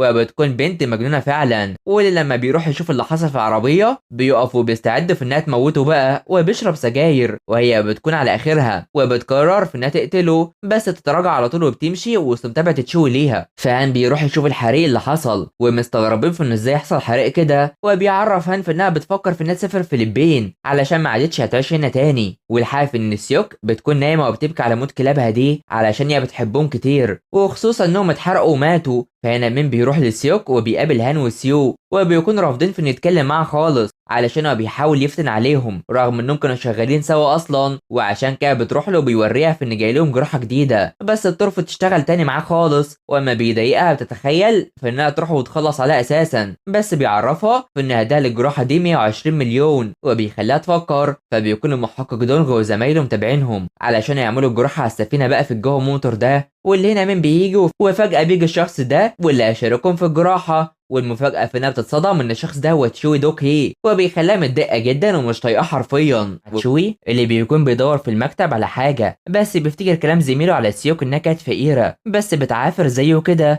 وبسبب تفوقها في المدرسة والجامعة كانت بتديها منح كتيرة اصلا، وانها لما بقت احسن اشترت ملابس جديدة، بس في اشخاص استلفت منهم المال وراحوا ليها وكانوا بيطلبوها كتير، وعشان كده فضل يزعق ليها عشان هي المفروض ما تكونش كده اصلا. وبيلاقي الكتاب والرسالة بتاعتها، وفجأة بيجيله مكالمة بتصدمها وبيسمعها، فبيعدي الوقت وكلهم بيروحوا يطلعوا على السفينة علشان سيوك هي اللي هتعمل الجراحة مع تشوي، وبيروحوا عشان يسافروا في البين وبيسلموا كل حاجاتهم. بس سيوك بتكون متضايقة جدا وبتزعق في مين علشان ما كانتش عايزة تعمل ده، وان رضا بيسها في اللي هيحصل ده اصلا. فتشوي بيروح مكانه وبيقعد، وده وسط متابعة الناس دي الفريق عامل سيوك علشان يعملوا الجراحة بقى، وبيروح عشان يتجهزوا علشان يعملوا ده بالفعل. وبيروحوا في مكان متخفي من غير ما حد يعرف يشوفهم خالص، وبيدخلوا اكتر من مكان واللي بيكون عندهم مكان مجهز لعمليات مخصوص. وبيعجب سيو كتير بس سام بيقرر يجهز المكان كله بالفعل، فبيروحوا يتكلموا في ان ده اول مره ما يلاقيش سيوك هي الجراح الاساسي علشان تشوي هو اللي يكون كده، وخايف لا يحصل حاجه بينهم بما انها تكرهه. في حين ان سيوك بتكون بتودع رماد الكلاب بتاعتها اللي ماتوا في الحريق وبتكون حزينه جدا، فتشوي بيروح يمشي وسط متابعه هان وسيو ليه، بس بيروح للسيوك وهي واقفه وبيعرفها في انه جه علشان حب يشوف هي بتعمل ايه، وخصوصا في حياتها الاجراميه دي، وبلاش تزعل على الكلاب علشان كانت الشرطه هتعرف منهم كل حاجه فهو هتخلص منهم، فالمفروض تشكره على ده. بس ده بيضايقها اكتر علشان كان ممكن خبوهم وخلاص، بس انه ازاي يحرقهم وهم حيين. ولما بيضايق فيها بتروح تضربه على طول، وبتكون مجنونه فعلا عديمه الرحمه خالص. وبيلاقوا ان تشو اتصاب بشكل كبير وهم بيطمن عليه، بس السوق بتمشي وبترفض تسمع لاي حد عشان هي ضربته وهو مصاب، وبتكون بتطلع غضبها وحرفيا بتكون بنت مجنونه فعلا ومخبوله حرفيا. فمين بيروح لها عشان ازاي تضرب تشوي اللي هيعمل الجراحه بكره، وعاوز يعرف يسيطر عليها علشان لو فشلوا فكلهم هيموتوا في السفينه دي كلها، علشان اللي هيعملوا للجراحه شخص مهم فعلا. فتشو بيروح يعرف هان في ان سيوك مجنونه فعلا وعاوز يبعد عنها، بس بيعرفه انه عرض الاشعه بتاعته على شخص وعاوز ان كواك يشتغل عليه، بس تشو مش واثق فيه وعاوز ان سيوك هي اللي تعمل له ده بما ان هو اللي ضربها بنفسه وعارف مهاراتها، بس مش عارف يخليها تعمله ده ازاي. وبيقرر يرتاح وبيمشي هان. فبنروح للمشفى وبيعرفوا ان تشوي اخد اجازه ومش عارفين عنه اي حاجه خالص، ورا بتروح تقابل الان كيم اللي بيرجع تاني من امريكا، وبتعرفوا باللي بيحصل وان تشو مش هيعرف يتواصل معاه حاليا. فبيعدي اليوم مع تشوي اللي بيشوف الاصابات اللي فيه اصلا، بس السوق بتمشي وهي لسه مش طايقه اي حد خالص. فتشو بيروح للشخص اللي هيعمله للجراحه وبيطمنه عشان خايف لا يموت بعد النهارده، وحابب يستمتع بحياته شويه وعاوز انه ينقذه باي طريقه، وحابب انه يعمل الجراحه هنا بدل ما يروح للمشفى. وبيكون شخص وحش فعلا وكلهم كافرين بالله كالعاده. فسيو هان بينضم لسيوك واللي بتكون مش شايفه نفسها غلطانه خالص على الرغم انها مجنونه، بس مين بيروح وعاوزه تهدى بما ان الجراحه بالليل واكيد هتفضل هنا شويه حلوين، وهي مش حابه تفضل في مكان واحد مع تشوي، بس مين بيصبرهم وهي مش طايقاه خالص، وبيتصدموا ان اللي هيعملوا للجراحه هو شخص مهم فعلا. فبيروح يشوف المكان اللي يحصل فيه الجراحه، وسيو خايف لا يفشل ويموت، وبتروح تعرف هان في ان تشو بيعاني من مشكله في ايده ولازم يهتم بيه بدل ما يعمل حاجه غلط ويفشل ويموتهم كلهم. فنروح تفكير المحققين بامر اختفاء المحقق ليه واللي ماسك كل القضيه، ومديرهم بيهزقهم وبيديهم اسبوع عشان يلاقوا كل حاجه. وبالفعل بيروح للشخص ده واللي اسمه بيو عشان يحققوا معاه. فنروح لتشو اللي بيروح ياخد العلاج الخاص بيه علشان يكون كويس، بما ان ده هو يوم الجراحه، وبيقرر يروح للشخص اللي هيعملها وبيستعد انهم يدخلوا عمليات. وبالفعل بينزلوا كلهم سوا على طول مع مساعدينه طبعا، والفريق اللي مستنيه يوصل هنا، واللي بيروح يشوفهم وبيعرفهم بيهم كلهم، وبيروح يشوف اللي هيحصل في راسه من خلال سيوك واللي بتشرح له كل حاجه، وبتعرفه انها تشيل الورم من دماغه وبتفهمه هي على اخرها اصلا. فبيروح يحضر نفسه وبتروح له وبتعرفه ان لو تعب في الجراحه فيبقوا يبدلوا سوا عادي وبلاش يكابر بما انه كبر في السن. وبالفعل بيستعدوا كلهم سوا علشان يشتغلوا، وبتروحوا بيكون بيعرفها في اللي هتعمله بالظبط، وبيبدا كل من تشو وتسيوك انهم يشتغلوا سوا وما عملوش ده من زمان اصلا. فبيو بيكون بيتحقق معاه من جانب دوك وشايف ان معاه مال فليدخل ويخرج تهريب من البلد، خصوصا انه متعاون مع من، وبيعرفه ان هو اللي اداله رقم من، بس بيعرف ان ليه المحقق اللي كان مسؤول مش موجود خالص وعاوز يعرف كل حاجه وعارفها اساسا. وبيروح يكلمه وبيقرر يواجهه في ان هو اللي قتل المحقق ليه ولا لا. فبنروح لعامل تشوي واللي بيكون ايده بتتحرك بس بيتعب، وبيلاحظ ده بيرفض انهم يبدلوا المواقف اصلا وبيكمل عمل تاني. وبيكون برضه مركز مع سيوك وبيتكلم معاه في وقت ما كانوا شغالين سوا، وبيفضل يقول حاجات كتير عن سيوك وانها بتحب نفسها على طول، وبيفكرها باللحظات اللي اشتغلوا فيها سوا وانه كان مستمتع بها جدا وحابب ده علشان هو استمتع وهي معاه. وبيلاقي الورم وبيخرجه وبيخلي سيوك تفكر جدا، فبيخلصوا الجراحة وبيطلعوا على طول وسط تركيز سيوك فيه، وبتقرر في انها تروح له. فبتروح له وهو واقف بيتامل في البحر وعايزه ترتاح، وشايفه انه مزاج كويس من فتره كبيره، وبيعرفها في انه مش بيكرهها بل بيحبها. وعشان كده بتقول في انها حست وقت ما كانت شغاله معاه في المشفى انها مبسوطه على طول، بس التفكير تاني في الامر بيعذبها علشان دي كانت اوقات حلوه بينهم ولسه فاكره اخر جراح حصلت واللي بتكون دي، وبتقرر انها تشكره على كل حاجه، وبيفرحوا سوا هما الاتنين، وبيكون ربنا هداها وبقت كويسه. فبيعدي الوقت وهيونغ بيوصل لتشوي بس مش بيلاقيه، وبيعرف انه في عمل الايام دي، وفجاه بيشوف الان كيم هناك وبيقعد معاه وشايف انه بيشتغل مع تشوي، وبيكلمه على سيوك وعاوز يشتغل معاه في الورم اللي بيحصل، واللي بيتصدم لما بيشوف الاشعه دي. فهنا سيوك بتكون قاعده وشايفه في انها اللي هتراقب المريض وتشو هيمشي، واللي بيوصل بالفعل وبينزل على طول ورابط ساعده وبيروح يمشي على طول. بس هنا بيقرر هان في ان هو اللي هيتابع المريض وهيمشي كلهم، وكمان من بيروح وبيودعهم كمان. فبيمشوا كلهم سوا وبيكلم تشو بيعرفه باللي هيعمله وانهم هيتعشوا سوا، ورا عايزه تعرف اللي حصل معاه هو ومين اصلا. فبتروح تخليه يقعد شويه على البحر وبيقرر يقرا الجوابات اللي كانت من سيوك ليه، وده علشان هي بتعبر عن انه اكيد بيكرهها، بس هي قررت تدرس طب الاعصاب عشان حابه ده جدا، وكانت بتشتغل كتير عشان يحب العمل وانقاذ المرضى على طول، وان دماغها على طول بتفكر للدرجه اللي ما كانتش بتنام ولا بتاكل حتى، ومخها كان على طول بيفكر من وهي صغيره، وما كانتش بتعرف تفكر خالص في اي وقت من اللي هي عايزاه. وحتى وقت القتال اللي كان بيحصل كانت هي بتدرس دايما، واما دخلت اوضه العمليات شافت اخيرا عقل بشري، وحرفيا بتكون اللي مر معاه مر معاها، واكنها بتشرح ليه اللي حصل له زمان وانه كان زيها في كل حاجه بيمر بيها، وفعلا عرف انه شبهها بجد وبيفرح. فنروح لسيوك هي مع مين وسيو ورايحين عشان ياكلوا علشان هما يعتبروا فريق سوا بقى، بس في الحال بيكون هو اتفق مع دونغ عشان يديله سيوك واللي هي الجراح واللي قررت تسيبه علشان هي فهمت كل حاجه عنه، ولما وصل ليهم ملقوش اي حد وبيكونوا مشوا منهم، بس بتجيله وبتقرر في انها تتكلم معاه في مكان هادي، بس هيونغ بيعرفها ان تشوي هيموت قريب وما عادش عنده وقت طويل خالص، وانها تقول له يجي المشفى على طول، وبتتصدم وبتشوف ان في اشخاص متابعينها وبتشوف كل حاجه حوالين منها، بل بتتخيل تشوي قدامها وهو بينزف، وبتتصدم بشكل كبير ومش عارفه تتصرف ازاي، لازم يجي للمشفى عشان يعمل الجراحه، وبتلاقي في ان في شخص كان متابعهم اصلا، والسو بيقرر ياخدها ويجروا لما بيلاقوا في المحقق موجود وبيدور عليهم علشان مين اتفق عشان يسلمهم اصلا، وبيجي لها رساله بمكان يروحوا فيه عند المناره الحمراء، واللي بيروحوا بالفعل بيلاقي في ان مين كان هنا وبتتضايق عليه بشكل كبير، فبيمشي يروح البنزيمه وبيكون معهم ارقام عربيات كتيره علشان يحطوها، بس بيلاقي في ان سيوك بترن على شخص ومش بيرد عليها خالص، فبتروح ترن على يونغ وعايزه تعرف اللي يقصده تجاه تشو اللي هيموت قريب، وانها شافت الاشعه فيبطل يخوفها بقى، وبتفضل منفعله بس بتقرر في انها تشوف الاشعه من تاني عشان تشوفهم. فنروح للمحقق دونغ اللي بيروح المكان ده واللي بيكون متابع اثار الدم، وبيلاقي في ان مين ميت اصلا وفي حد طعنه ومش عارفين هو مين، فتشو بيكون ماشي مع حاجه، والان كيم بيعرفه في انه جاب لي العلاج اللي حبه، واللي بيروح الفندق اللي كان فيه وبيطمن عليه وبيشوف ان معاه اثار الدم اللي اتسبب في قتل من كيم، وانه عايز ألان كيم يرتاح بقى. فنروح لسوك اللي بيفكر في ان تشوي قتل فعلا من، وانه ازاي يتعامل مع الجثه واللي اكيد اتخلص منها، وبتفضل تشوف الرساله لغايه ما بتلاقي الاشعه. فبنروح لتشوي اللي بيكون مع العلاج بتاعه وبيقرر انه يروح ياخده بقى، والحاف انه بيكون بيفكر يعمل ايه بعد ما قتل من. فالسوق بتشوف الاشعه الخاصه بتشوي واللي بيكون حاله صعبه فعلا، ومش دي الاشعه اللي شافته اصلا، والسوق عايزه تنقذه وبلاش تكون قاسي عليه. وبتروح تفكر وبتشوف الاشعه بشكل كبير، فبيروح يشرحوا جثه من، وبيلاقوا في ان الطعن بقى لحده صغيره، وانه كان ماشي ويستهدف الطحال، وان اللي عمل ده هو شخص فاهم بيعمل ايه اساسا. ودونغي بيبدا يشك في تشوي بما انه دكتور، وبيروح يفكر في مين الشخص اللي قتل من علشان هو كان بيحاول يساعدهم اصلا. فبيفضلوا يشوفوا تسجيل الكاميرات، وبيكون من كتر التفكير مش قادر يتكلم مع اي حد، وبيتخيل شكل تشوي وقت ما كان ماسكه وماشي، وبيفكر في مراسلته ومش عارف يتهمه ولا لا. فبنروح لكيم اللي سيونغ المحقق بيرن عليه وبيعرفه ان الكاميرا مبينه في ان في راجل هو اللي اتخلص من، وبيستغرب بس هو بيفضل يسمع في تسجيل العمليه بتاعته ده اصلا. فبيعدي اليوم مع هان اللي بيرجع تاني، وبيلاقي سيك وسيوم ما بياكلوا من غيره، بس بيروح ينضم ليهم عشان يخلص متابعه الراجل اللي عمل الجراحه. وبتلاقي في ان عضه عشان ضايقه، وبتفضل متضايقه عشان هو ازاي يأذيه كده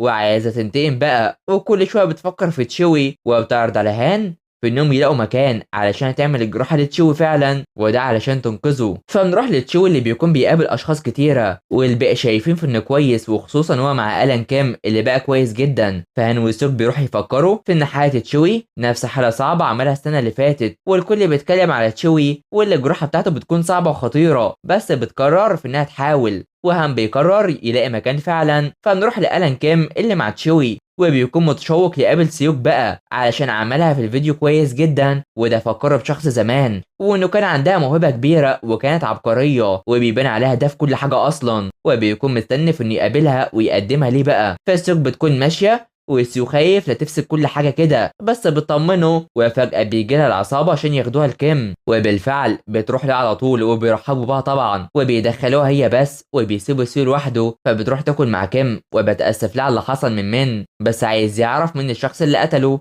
واللي بتتضايق عليه، علشان هو على طول بيشوف فيديو اللي عملت فيه العمليه، وبيشكرها على انقاذه، وانها لو احتاجت اي مساعده منه فتطلب ده على طول، وبيشربوا سوا. فبنروح لدونغ اللي بيطلب مقابله تشوي، واللي بيلاقي في ان في حاجه غريبه، وبيجي ليه رساله في ان كيونغ مات بعد ما كان في غيبوبه، بس انا بيتكلم معاه في ان اللي قتل من هو اللي عمل ده مع الباقي، وعاوز يعرف هو اللي عايز يعرف اللي قتل من في اليوم ده، بما انه جراح مشهور واللي قتله بكل بروك كده، خصوصا ان شافه وكمان وفاة المحقق، وبيشك في ان هو اللي عمل كده، وبيخلي تشو يضحك وبيعرفه انه عارف كل حاجه كده، بس هيعمل ايه حاليا علشان لو خايف على نفسه فيعمل نفسه مش عارف حاجه، وده لو خايف على عيلته فعلا. فبيعدي اليوم مع كيونغ اللي بيكون مات، والسوق اللي بيروح له بيعزيه، وكمان سيوك بتيجي وبتعرفه في ان اللي قتل ابوه هنا، وبيتضايق منها طبعا. فبنروح لدونغ اللي بيفتكر كلام تشوي واللي بيعرفه ان بيحذروا بيها، وشايف ان هو اللي يعاني لو عرف اي حاجه اصلا، وبيكون مساعده جايب تصوير الكاميرا بالظبط. فسيوك بتروح لتشوي وعايزه تعرف هو ليه قتله، فبيعرفها في انه عمل كده علشان كان عاوز ياخدها لمشفى لوس انجلوس في امريكا، وبتستغرب من ده علشان هو جاي علشان يستكشف المواهب، وكان مفكر في انها تروح معاه ومش عاوزها تسيبه اساسا.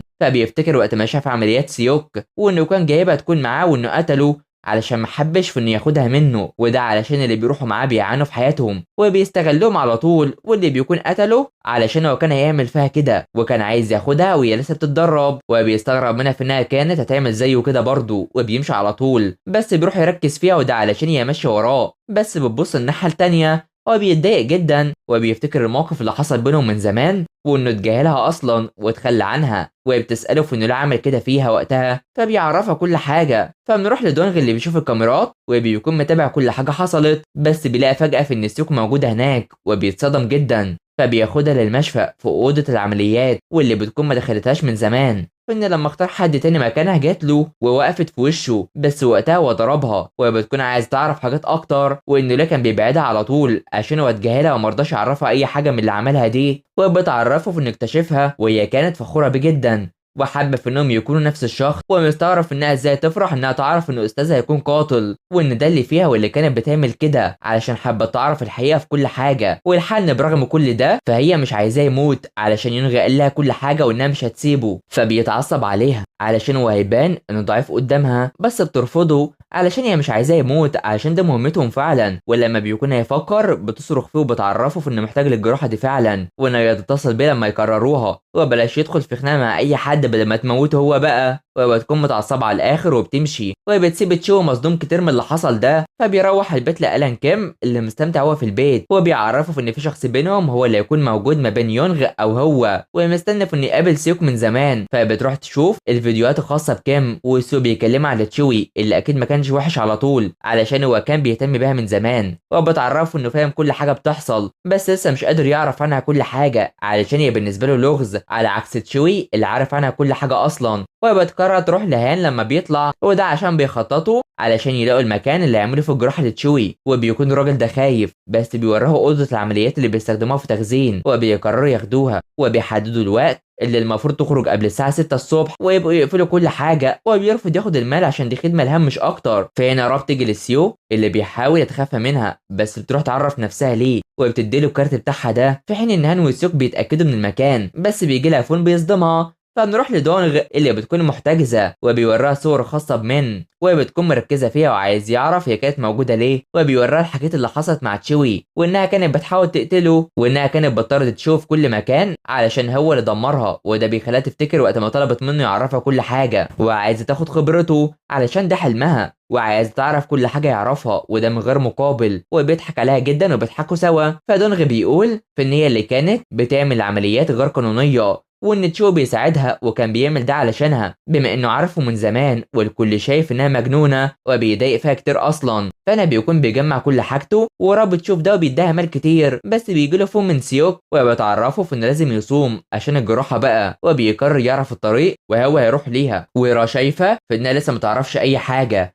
ومن الواضح انه ناوي يسافر ويسيبها، وده علشان تكون كويسه بقى. كان بيستوجبها لوقت كبير واكيد اذاها وبيتضايق عليه، ومن الواضح في ان تشو هيقرر يقتله. فبيعدي الوقت بيكون راح لمكان الجراحه علشان كلهم بيتحضروا عشان يعملوها لتشوي، بس بيجي فند دونغ منه وبيقرر في انه يروح يقابله بقى. فالسوق بتستعد ومستنيين وصول تشوي ليهم، بس ان دونغ بيوصل المكان ده وبيروح فيه وبيدخل وهو مستغرب، وسيوك مستنيه تشو برضه. بس ان دونغ بيشوف المكان ده وبيفتحه وبيتصدم لما بيلاقي الجثه دي هناك. وفجاه ألان كيم بيجي لسيوك وتشو بيجي لدونغ وهو متضايق على الاخر مع المحقق اللي كانت تشو خاطفه وموته، وهو بيحكي ان قبل سنتين كان في جريمه قتل في الفندق، بس لما وصل كان دونغ واقف هناك ومسك حاجه وخباها على طول علشان ما يشوفش اي حاجه. وقتها عرف ان دونغ كان بيدمر الادله علشان يساعد المجرمين، وبيعرف انه كان بيشتغل مع وكالات بتعرف الحقيقه، وعاوز يعرف ان اللي بيدور وراه كده، وانه ما قتلش الممرضه اللي عند المكان اللي لقوها. وبيخلي دونغ مستغرب ومش عارف هو عامل ايه، بس بيعرفه في انه يستمر في التحقيقات وبعدين هيمسكه. فكان بيروح يعرف سيوك في ان تشو مش هيجي علشان هو كان بيفكر وبيكون خايف عليه يعمل الجراحه هنا اصلا،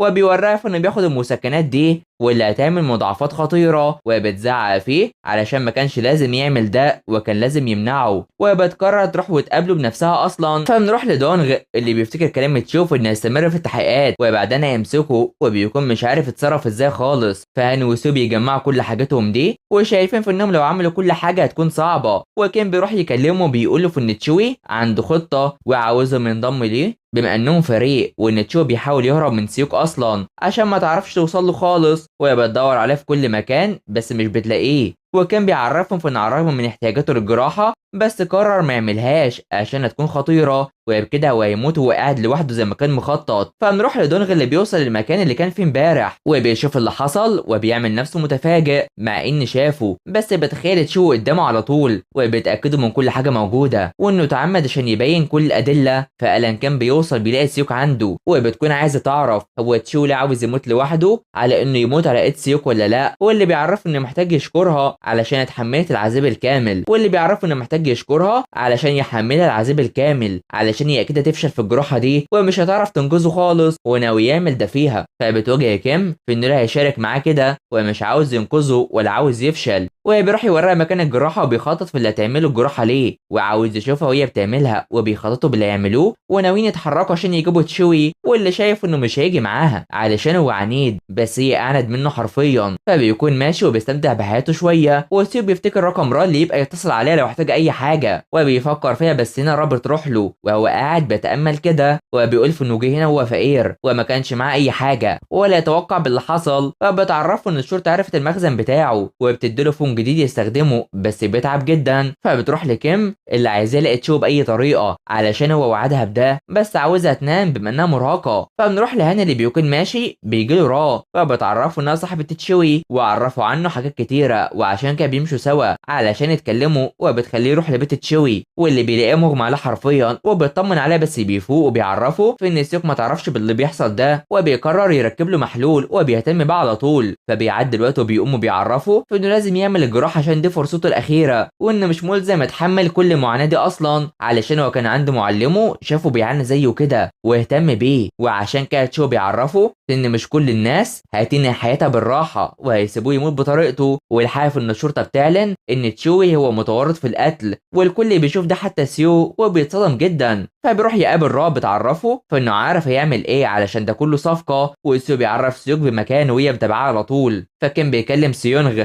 وبيكون عاوز يتابع مكان فون هان واللي بيكون عند تشوي اللي بيحاول ياخد العلاج بتاعه، بس مش عارف بسبب ضعفه، وبيقرر يساعده على طول، وبيعرفه انه حابب يعيش الباقي من حياته هو كده، وكان هيقتل المريض قبل كده علشان كان متعصب، بس سوكيا اللي وقفته، ولما وقفت في وشه طردها على طول على الرغم انها توسلت ليه جدا. ولما شاف انها كبرت قرر يتخلى عنها، وبيكون اتصرف غلط وهان بيدافع عنها عشان هي لما حصل لها كده قررت تستكشف نفسها، وبيعرفها في ان سوك زيه بالظبط وشاطره كتير وحابب في انها توصل لاعلى مستوى، بس لازم تمسك نفسها شويه ويكون عندها القدره انها تكون احسن من اي وقت فات، وعاوز يشوفها كده قبل ما يموت حتى. فسو بيقابل سيوك وبتتضايق عليه وبيعرفها اللي حصل، وبتكون مش عايزاه تحمل تمن الموت اللي هي عملته، ومش عارفه هو هنا كان بيعمل ايه اصلا، وبتكون متعصبه كتير على سيو. فمدير دونغ بيلومه علشان تشو كانت التوصيه بتاعته، واكتشف ان هو السبب في كل اللي حصل ده، وبيخليه يروحوا يمسكوا بقى، وبيجيله فون بيصدمه جدا. فعصابة كيم بتوصل لمكان تشوي وكيم بيكلمه وعايز يتكلم معاه شويه. في المقابل دونغ بيوصل وهان واقف مع مساعدين، بس هنا بيرحب بكيم وبيعرفه في ان سيوك بعتته علشان يرجعوا ليهم، في حين ان دونغ بيقرر يقابل سيوك بما انها طلبت تقابله وشايف انه عمل صفقه بينه وبين تشوي، وما كانش معرفها بيقول في انه عمل كده علشانها هي بس كل الهدف ان تشوي كده هيموت لما عملش الجراحه، وبيعرفها في انها بلاش تعمل له جراحه وتسيبه يموت وخلاص علشان هما فاهمين بعض كويس، ولازم تشوي يموت علشان هو يعيش. وبتستغرب جدا وعايزاه بلاش يمسكه قبل ما تعمل له الجراحه، وبتعصبه كتير وبتمشي على طول، وبيشوفوا انه متضايق جدا، وبتقرر تروح لتشوي، بس فجاه في عربيه بتخبط فيهم على طول وبتعمل حادث. فتشوي بيحكي لكيم في ان سيوك بتحاول انقاذه،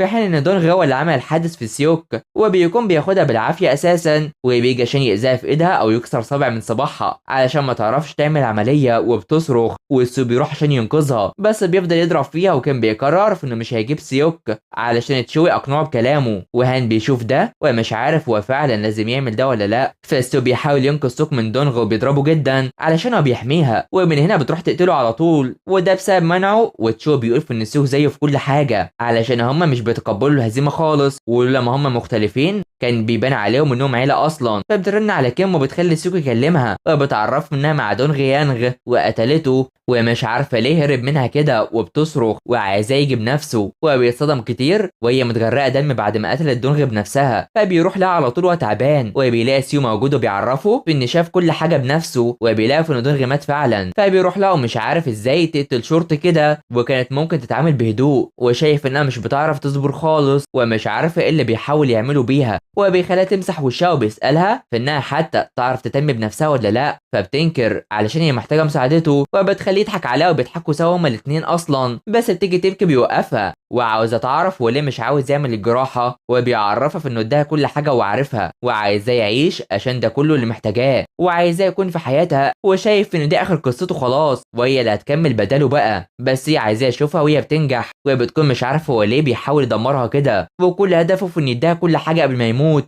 وده اللي هي مش عايزاه، وهي بتكون هتاخده بالعافيه، بس بيضربها وبيعرفها في انه مش هيسمع كلامها خالص ولازم هي اللي تسمع كلامه، ومش فاهمه هو ليه عايز يموت، فبيعرفها في ان لما يجي الوقت وهو اقل من شهر وقتها هيبقى يتصل بيها ويبطل تبكي احسن وبتبكي اكتر، بس ده بيخليها تصرخ كتير وهو ماشي، وبيروح يسوق العربيه اللي فيها جثه دونغ وبيمشي بيها على طول. فبيعدي الوقت مع فونسيوك اللي بيرن بس مش بترد، وبنروح لقاعه جنازه المشفى واللي هان وسيو بيخرجوا الحاله الجديده دي، واللي سيوك بتوصل للمشفى وجايه عشان تشوف تشوي وهو بيتحضر للعمليه، وبتمسك نفسها على قد ما تقدر، فبتدخل ليه وبيركزوا ببعض هما الاثنين وبيسلم عليها، وبتعرفوا في انها مش هتفشل في الجراحه خالص علشان هو اللي علمها وهتشوفه تاني بعد الجراحه. وبالفعل بيستعدوا كلهم للعمليه، وسوك هي اللي تعمل ده والكل بيساعدها علشان دي اهم عمليه في حياتها كلها، وبتروح تبدا فيها وبتعرف تعمل ده فعلا. فبيعدي الوقت والمشفى بتكون عايزه سيوك تكون موجوده وترجع تاني تشتغل، وبيكون عاملوا جراحات واستمروا، وتشو بيجوا بيشوفها وبيشاركها كمان وبتفرح جدا من ده. وقصتنا بتخلص على هنا، فما تنسوش اللايك والاشتراك في القناه وتفعيل الجرس حلوين علشان يوصل لكم ملخصات تانية كتير. تابعونا، سلام.